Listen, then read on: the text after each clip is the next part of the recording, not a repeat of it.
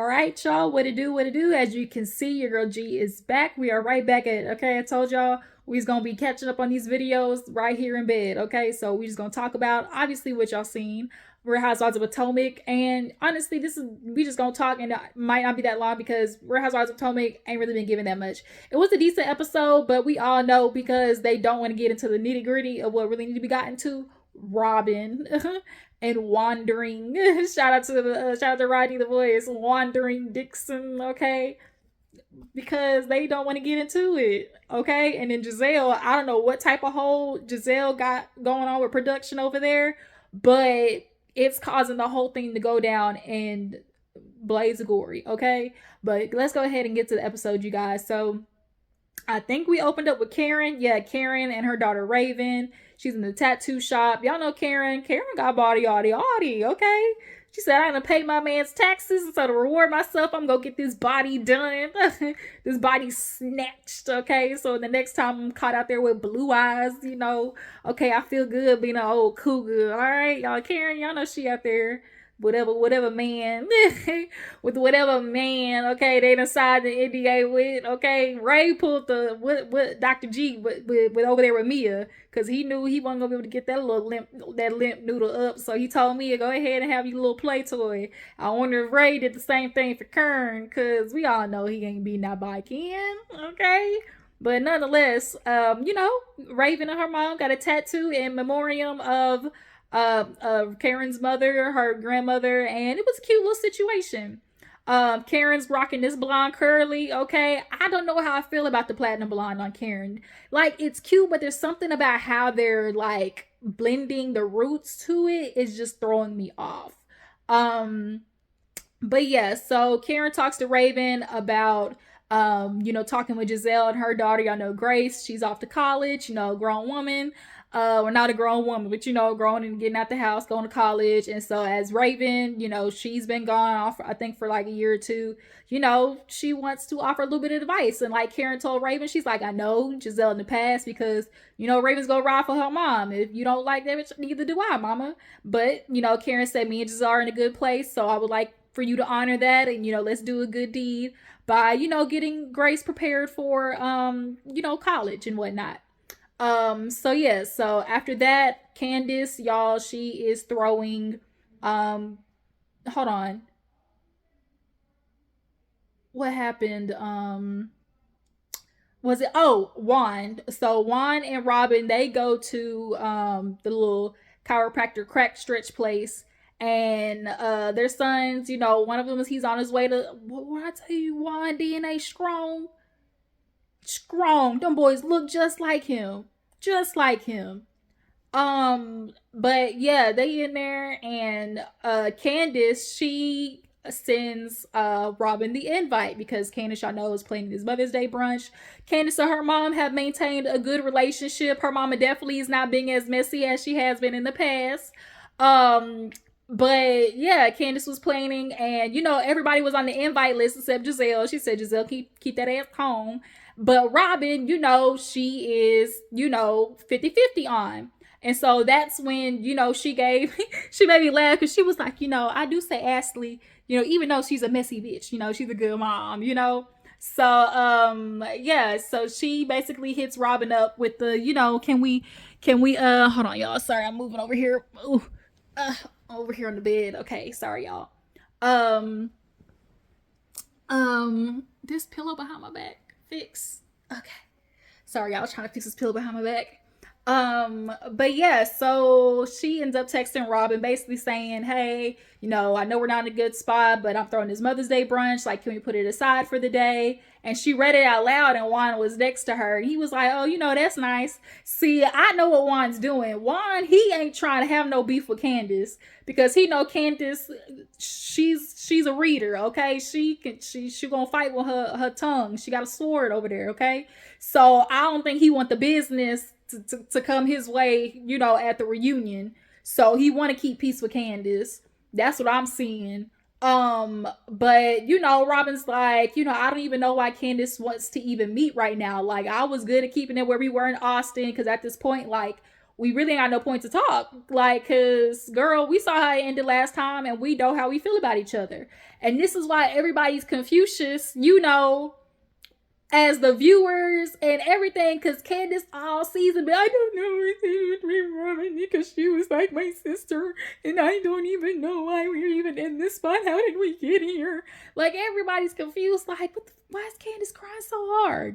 So, yeah, and then Robyn, of course, was sitting down. It was time to get her back cracked, and she trying to talk all sweet to Juan, like, oh, I know you're job hunting and everything, but we should definitely take this time to, make sure we're still, spending time with the boys while you have a chance, and us finding, alone time. And Juan wasn't paying attention. Juan, when I tell you he don't give it about Robyn, don't give it about her at all. She is a fixture in the household at this point. And it's really unfortunate.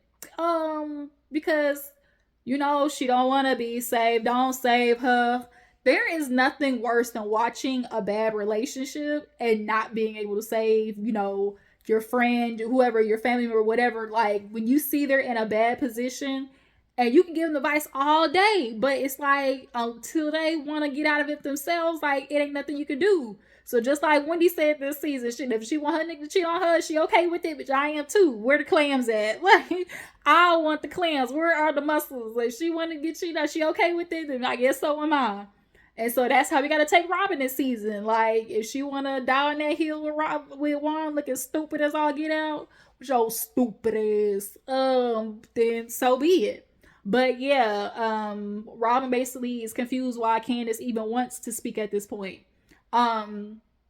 So Gizelle and Karen, they, have their, sit down with the girls. Rayvin had her glasses, with the sauce or whatever. Grace came in. Grace is so adorable. And they basically, were chit-chatting. When Gizelle and Karen are on good note, like, they are good TV. They do interact well. Like, they do have their funny moments, Karen and Gizelle.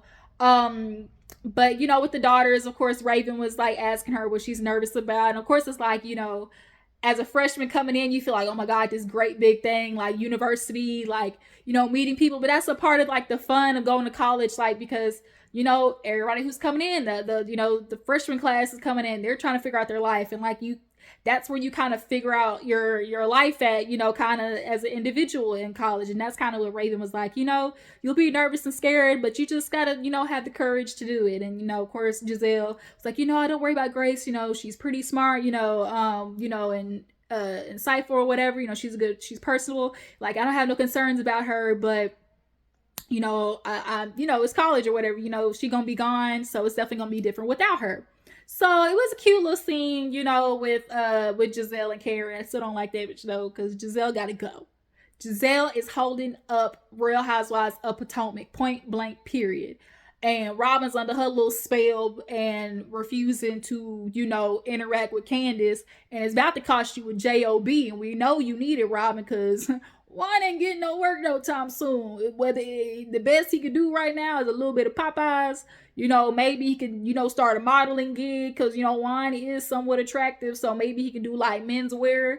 He could hit up Martell, see if he can model one of his suits. The cheaters wear suits now. Some of the best cheaters wear suits.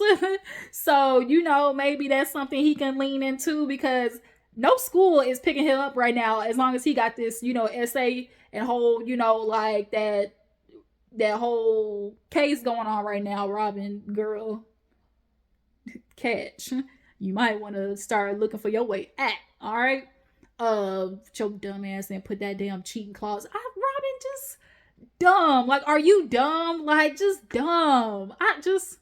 And she did put it in there because she knew he was gonna do it again, because she knew she wasn't going nowhere. What's the point of putting it in there if you know you ain't going nowhere? Like, that's what I'm really feeling like, but that's neither here nor there.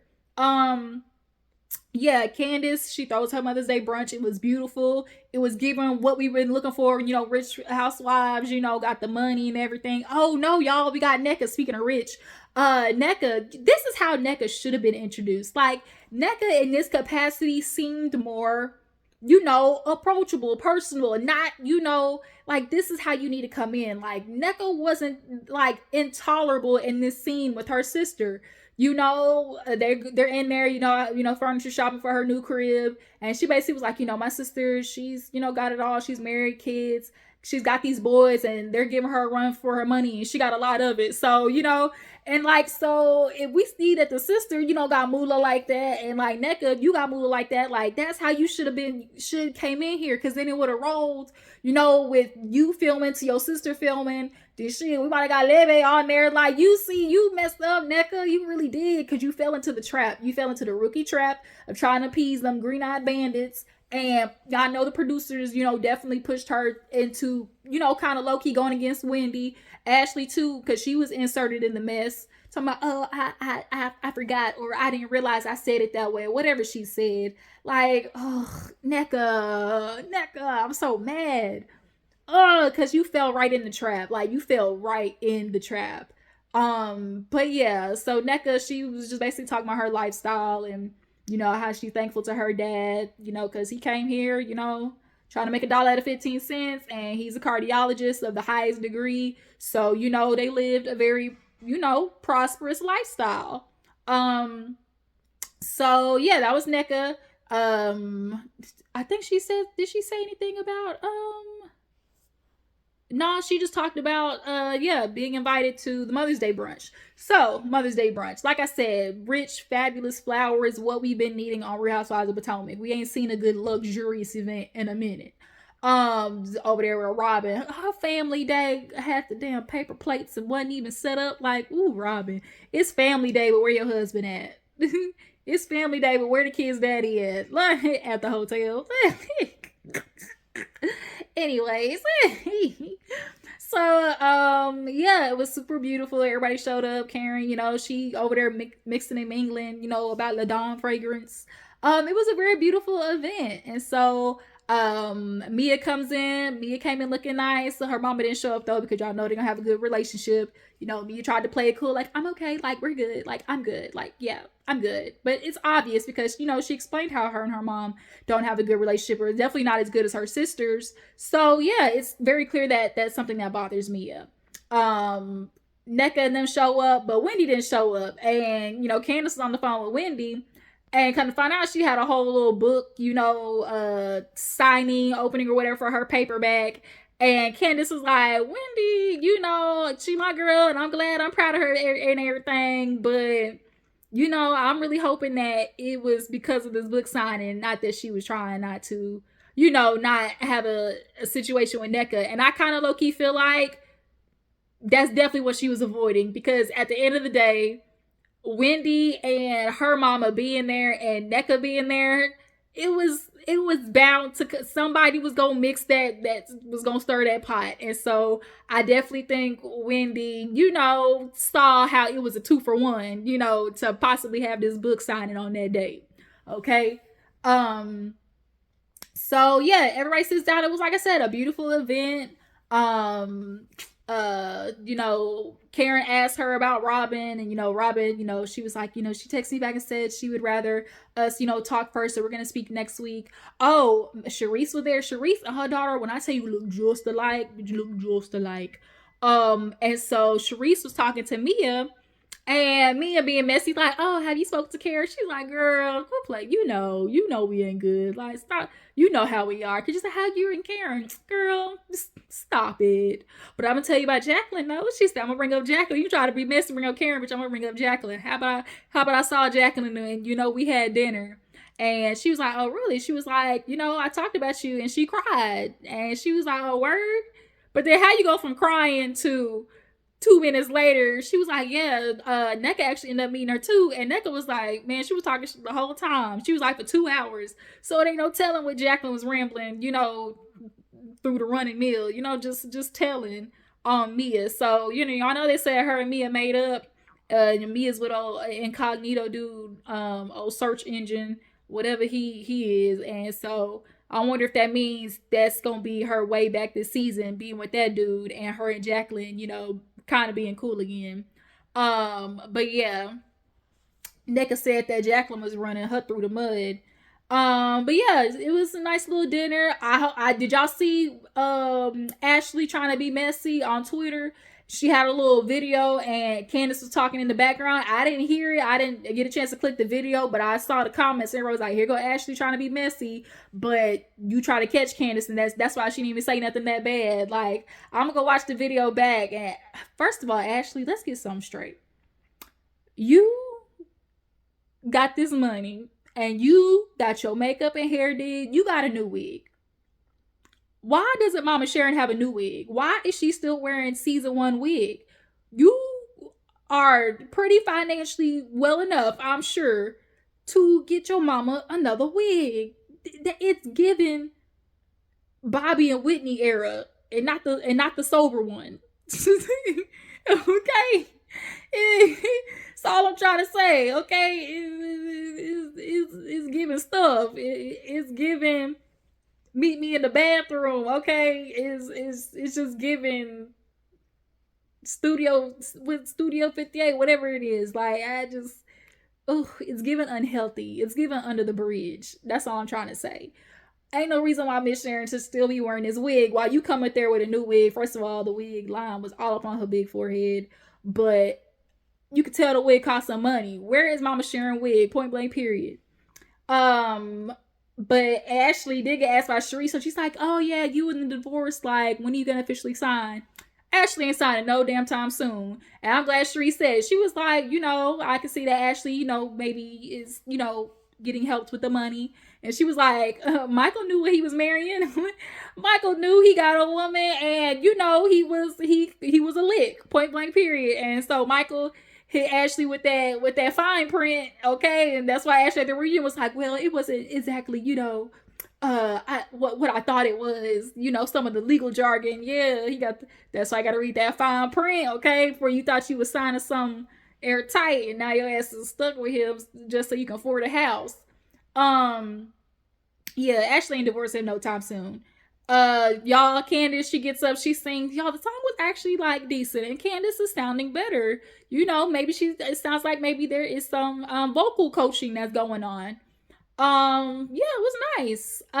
So after the event, of course, we got Robyn. They finally meet, Robyn and Candiace, because for Candiace, her thing is, I just need to see what I actually did to, the Robyn and why we're here. So I'm going to give her the opportunity to speak. So they get there, and, Candiace is like, okay, I'm going to let you speak. And Robyn's basically like, girl, you tore me down on Twitter when everybody else was tearing me down. And Candiace, her point of view was like, well, I mean, everybody else was saying something like, why is it my feet being held to the fire? And see, that's the thing, Candiace, like, I think Candiace in her mind was like, girl, it's fair game. Because like she said, we all talk about each other, on Twitter. She thought it was fair game, essentially, because it's like, girl, this is our life. Like, let's clock in. Like, I'm tweeting about the show. I'm tweeting about what's happening. Like, just like everybody else. Like, everybody's talking about it. Like, so am I. So why are you taking it so personal? But if you friends with Robyn, like in your head, you say you are, Robyn's taking it as like, girl, if you my friend, then why would you, jump in on the dog pile? That's not what friends do. And so Robyn, though, is definitely, she's putting 20 on 10 in the situation with Candiace, because truthfully, honestly, Candiace hasn't said anything just so downright nasty that it's like unforgivable, but she was just simply stating the fact of how this happened and you knew what was going on, and it's a part of your life to record. And Robyn, you've been, girl, it's a montage of how many times you want to talk about other people not being open with their lives, girl. With Karen, Candiace, all of it. You want everybody else to be open, but now it's your turn. It's your season. Now all of a sudden it's, oh, I'm not going to throw my husband under the bus for people's entertainment. What do you mean? Bitch, that's literally what you signed up for. That is literally what you are here for. You signed up to record your life, and your husband decided he want to go pay for a chick's hotel room in person, okay, from Canada, when she was coming down to meet a nigga who played for the Ravens or Baltimore or whatever. You see how that, yeah, that was a part of your life. And you knew that, right? And so she was like, if you were my friend, why would you, say, like, go in on that? And Candiace was like, I mean, I didn't say anything like just terrible. But then she was like, and then on top of that, but Robyn, no, she was like, oh, and I would do it again. Like, I'm not gonna throw my husband under the bus for y'all's entertainment, It's like, girl, you had to sign this contract again for that reason. You literally had no choice. The reason that you are back is because you signed up to throw this under the bus. You literally were supposed to throw Juan under the bus, drive over him, come back, and then do it again. That's what you were expected to do this season. But it's given real. You driving Miss Daisy, and that's why your ass ain't gonna be back. Is that, and you know you need the money. So Robyn is bullshitting, okay? And then she was like, oh, and on top of that, with the whole Chris situation, how could you, make such, inappropriate, accusations? Like, I was just a part of, the whole situation. I could collude with Gizelle and Ashley with Chris. It's such a, dangerous thing or something like that. And it's like, here's my thing. Do I think Robyn knew what Gizelle was up to? Like, oh, this is the plan, girl. I'm gonna say Chris did this. No. But what I do know is Robyn recognized how this was a good distraction from what she knew was going on in her home. Okay? She knew because Gizelle threw that mess out there, be it how wrong it is, it was a good distraction for everybody to be looking over there instead of at her.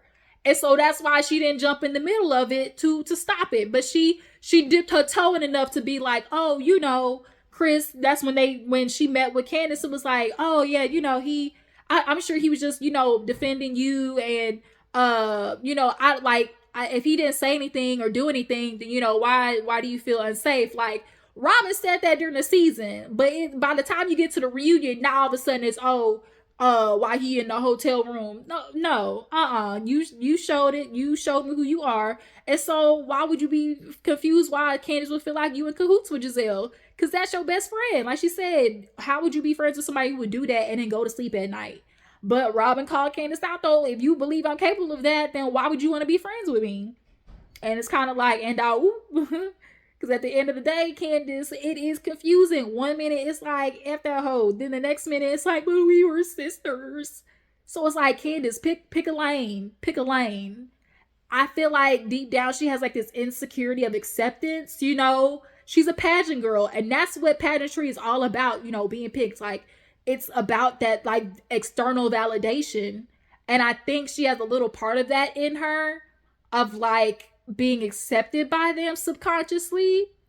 But if you felt like, okay, they're part of the colorism program, all these things, like, you would really give them your booty hole brown to kiss. Like, you really would. All your a-hole to kiss. But it's not. So it's like, there's something going on with Candiace. It's why she can't see, like, she painted like, oh my God, like Robyn, she said on Watch What Happens Live that Robyn was like, but off camera, they were like, close that nobody saw. And it's like, even with that, she still don't F with you. Like, how do you not see it? Like, the playbacks of all the shit Robyn was doing to you, bringing the speaker out and trying to blow your spot up and all that type of stuff. Like, we're confused, Candiace. But Robyn called it quits, and Candiace took that as what it was, because Robyn's like, I'm good off of it. So we're gonna see how this turns out for the end of the season and the reunion, because at the end of the day, Gizelle knew that she did was foul, and and Robyn knew, but she's not gonna ever turn on Gizelle's back. And I think Candiace felt like at some point, because Robyn would see how wrong Gizelle is, like she would distance herself from her, and it's like, no, Candiace, you're never gonna get picked, okay? Not for whatever sorority you feel like you trying out with Robyn and Gizelle. It ain't gonna happen. But you guys, that's it. Y'all tell me how you feel about this season. Y'all tell me what y'all think about NECA, who should leave, who should be returning. Y'all feel like Robyn and Juan are holding up to the end of the bargain of them joining the season and the mess that they supposed to be spilling about their life. And why do y'all think Candiace and Gizelle have yet to have their interaction? What is it? The people want to know. I appreciate you for tuning in. Y'all follow my Instagram and Twitter, and I'll catch you next time. Deuces.